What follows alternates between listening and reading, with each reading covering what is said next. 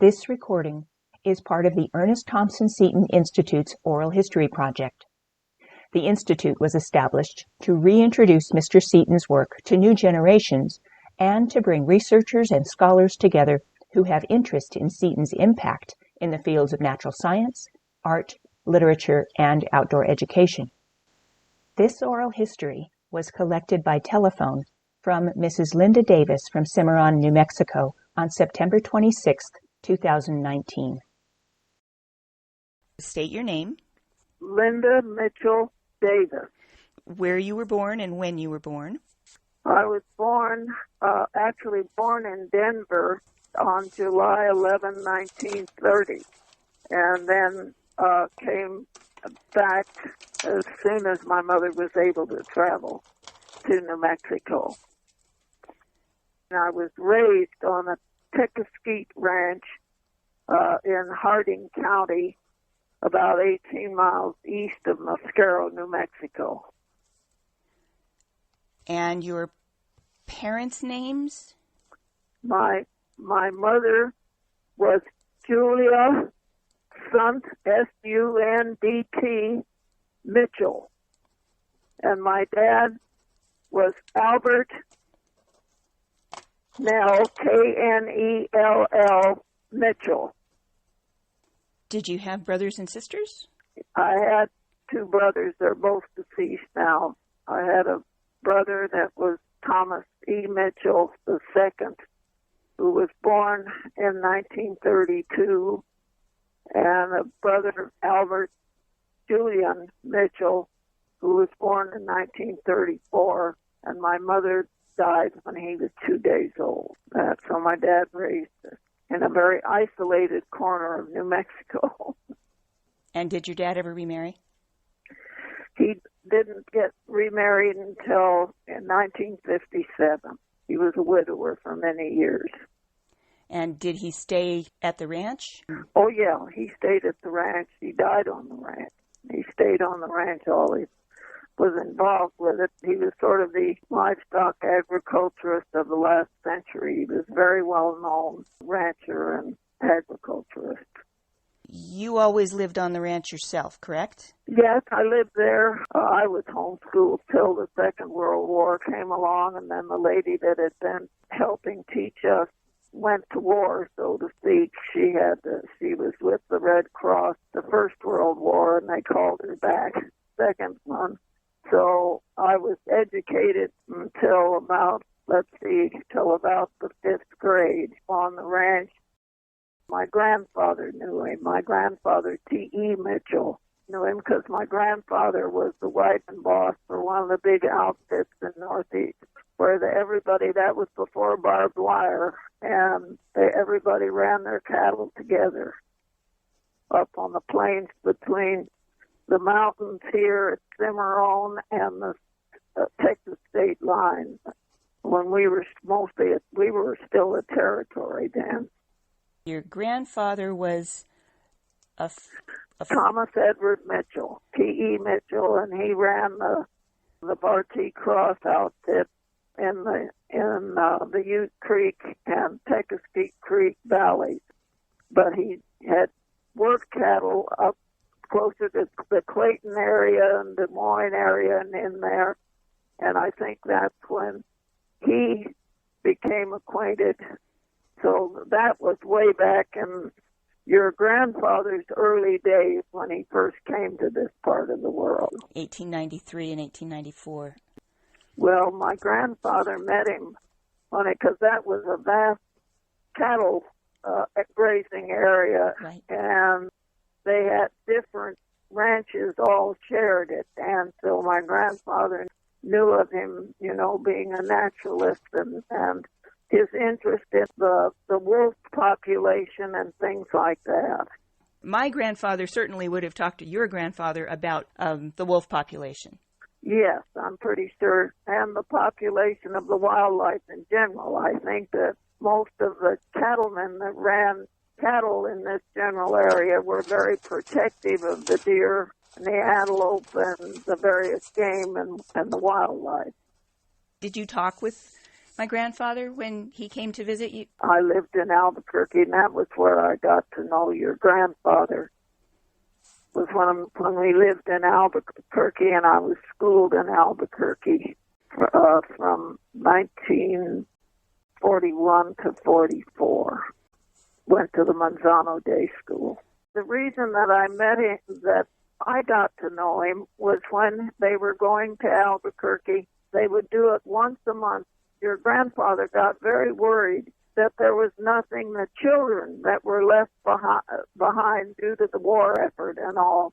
There was nothing special for them. They weren't able to learn about anything except, and I went to Albuquerque because they had the Manzano Day School, and they would take people that came from homeschooling background and things like that. And so we heard about his talks at the YWCA once a month on Saturday morning. So we went down and we all sat on the floor. He had a chair, and your grandmother had a chair, and he would sit there, and they'd bring in these gunny sacks. You know what a gunny sack is? Yes, I do. He would bring in 2 or 3 bags of gunny and lay them by his chair, and then he would pull out the dried remains of different animals and sort of hold them in his hands and make them look very realistic. And he would tell all about their life and what they did to help the country, the part of the balance of nature.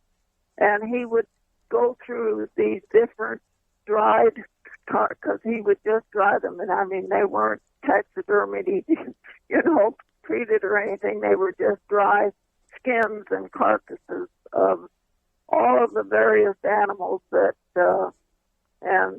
things, and eat insects. Sometimes he'd bring some insects, grasshoppers or things like that. And he would tell about what kept the land going and how you take care of the land. Of course, that was after northeastern New Mexico was still involved in the Dust Bowl era and the drought era that went 33, 34, 35. We were involved. And so during the early years of the war, it was still a fairly fresh memory for most of us. And he did this for children that between 6 and 12 or 14, something like that was the age limit. And we'd sit there, and he said, now when you sit down, you're going to stay there for 2 full hours without squirming around. He was very strict about that. He didn't want us poking each other or playing or anything like that. But he was fascinating. I mean, we were entertained the whole 2 hours that he was there. Then they would return to Santa Fe. And I always thought that was such a wonderful thing that he did for the young people in Albuquerque during the Second World War. I finished Manzano in 1944.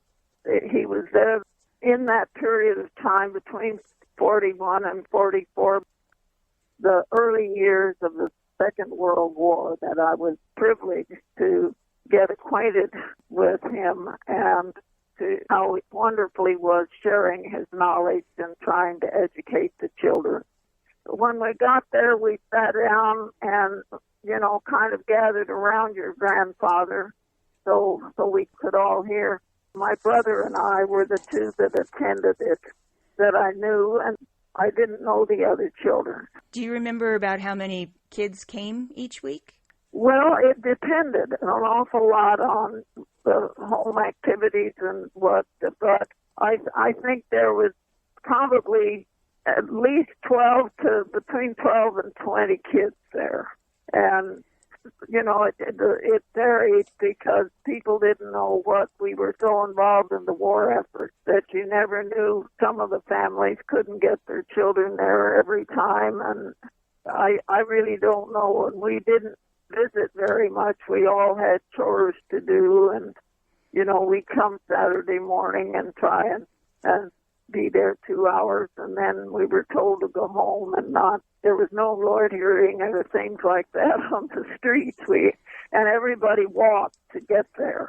of the gas rationing. I couldn't tell you where the YWCA was, but it was downtown Albuquerque, as I recall, sort of in the vicinity of the big Episcopal church there in downtown Albuquerque. Okay. In that general vicinity. Did he ask you all to do anything in particular with the war effort?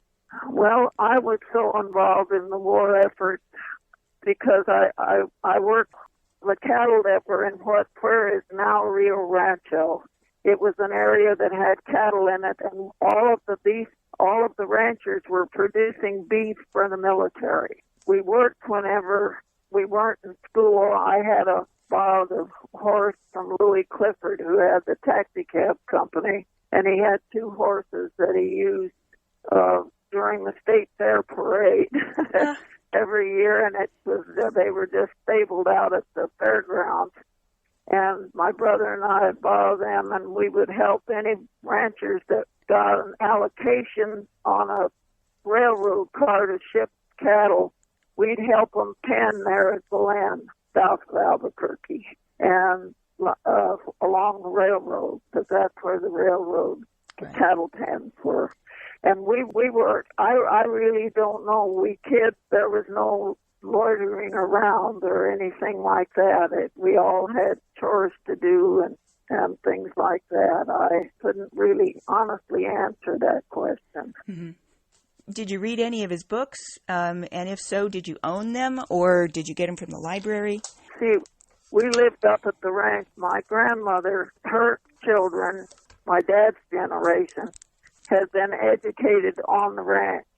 My great-grandfather was a professor, and he at Heidelberg and was teaching, came to America to start the public school system in Cincinnati, and ended up with tuberculosis and came west and got cured.